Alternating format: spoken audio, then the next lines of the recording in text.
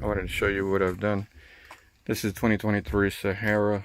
This came with the package. This is for the T-tops, so you can put them on there. I call them T-tops.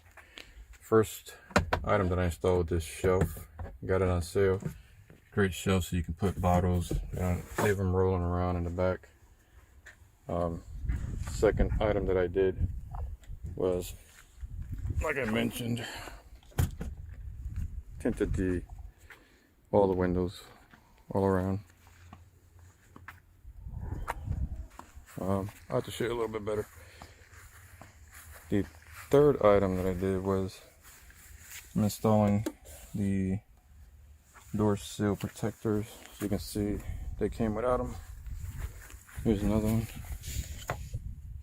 You just wipe it down with alcohol, measure it. There's a little kind of indentation. Put it up against there, slide it down. And then the fourth item is we got the all-weather original Mopar.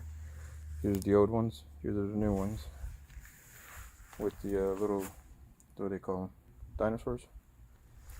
But that's what we're doing so far to the new 2023 JL.